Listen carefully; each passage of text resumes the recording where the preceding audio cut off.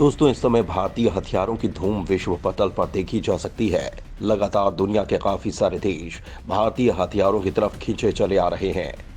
और इसी बीच एक और बड़ी खबर भारतीय डिफेंस एक्सपोर्ट से निकलकर सामने आ रही है, जहां पर 3 से ज्यादा देश भारत के डिफेंस सिस्टम में इंटरेस्ट दिखा रहे हैं। दरअसल दोस्तों, हाल ही में डीआरडीओ की तरफ से आकाश मिसाइल का सफल परीक्षण किया गया। ये परीक्षण बेहद ज्यादा खास था। बात करें इस परीक्षण की, तो उसके तहत भारत ने 4 टारगेट्स को एक साथ मार गिराया और इस तरह का परीक्षण करने वाला भारत दुनिया का पहला देश भी बन गया। इस परीक्षण के बाद ही दुनिया को भारत के डिफेंस सिस्टम की ताकत के बारे में अंदाजा हो पाया। कहा जाता है कि जो दिखता है वही बिकता है, और भारत इस क्षेत्र में हमेशा से पीछे रहा है, और वो है पीआर करने में, यानी कि एडवर्टाइज करने में। भारत काफी सारे आकर्षक हथियार बना तो लेता है, लेकिन उसका पीआर सही तरीके से नहीं कर पाता। लेकिन इस बार आकाश मिसाइल सिस्टम के केस में बात अलग थी।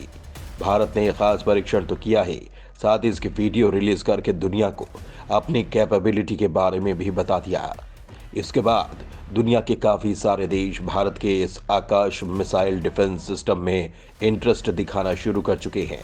आप स्क्रीन पर एएनआई का आर्टिकल रेफरेंस के लिए देख पाएंगे, जिसमें साफ साफ लिखा हुआ है, after Armenia order Philippines Brazil Egypt showing interest in Akash SIR defence missile system. यानी कि आर्मेनिया के ऑर्डर के बाद ये 3 देश और भारत के मिसाइल सिस्टम में इंटरेस्ट दिखा रहे हैं।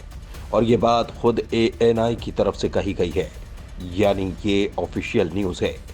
इससे पहले हमने आपको बताया था कि आकाश मिसाइल डिफेंस सिस्टम का किसी देश ने ऑर्डर दिया है, लेकिन उस समय कंफर्मेशन नहीं थी कि वो ऑर्डर आर्मेनिया ने दिया है या फिर फिलीपींस ने।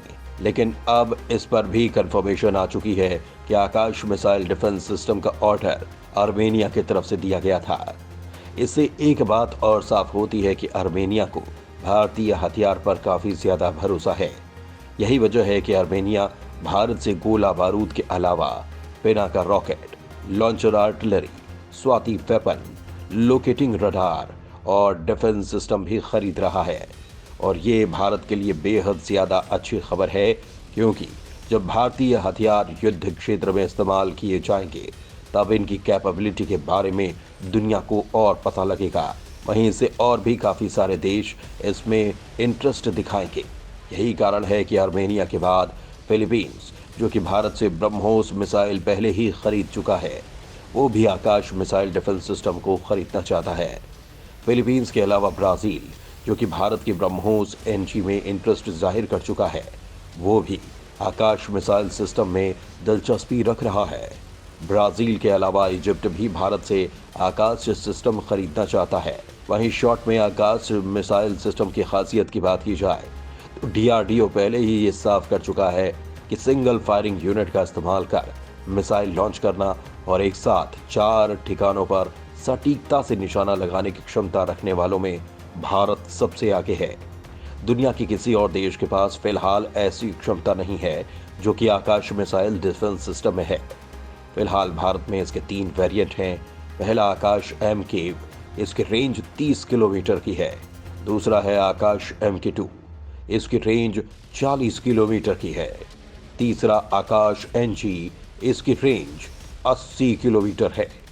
दोस्तों, आकाश NG मिसाइल 20 किलोमीटर की ऊंचाई तक जाकर दुश्मन के विमान या मिसाइल को नष्ट कर देती है। सबसे खतरनाक इसकी गति है। ये दुश्मन को बचने का मौका भी नहीं देती। इसकी गति 2.5 मैक यानी कि 3087 किलोमीटर प्रति घंटा है। यानी 1 सेकंड में करीब 1 किलोमीटर की ये दूरी तय करती है। कम रेंज की वजह से ये युद्ध क्षेत्र में और भी ज्यादा खास हो जाती है, क्योंकि अक्सर जमीनी युद्ध एक पर्टिकुलर छोटे से एरिया में लड़ा जाता है, वहां पर ये बेहद खास बन जाती है। यही कारण है कि दुनिया भर के देश इसमें इंटरेस्ट दिखा रहे हैं। दोस्तों, बांग्लादेश के वाइस एयर मार्शल जाहिदुर रहमान ने भारत के TDP यानी कि डिपार्टमेंट ऑफ डिफेंस प्रोडक्शन के ऑफिशियल से मीटिंग की।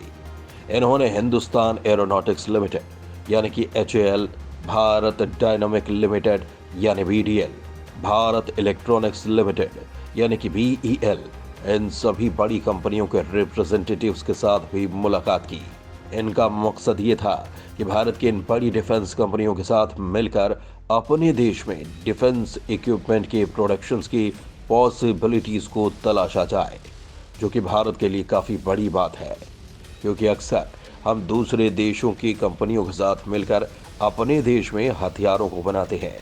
लेकिन अगर दूसरे देश भारतीय कंपनियों के साथ मिलकर भारत के अत्याधुनिक हथियारों को बनाएंगे, तो उससे एक तो भारतीय डिफेंस कंपनियों का नाम ज्यादा होगा, साथ ही डिफेंस में भारत का रेवेन्यू बढ़ेगा।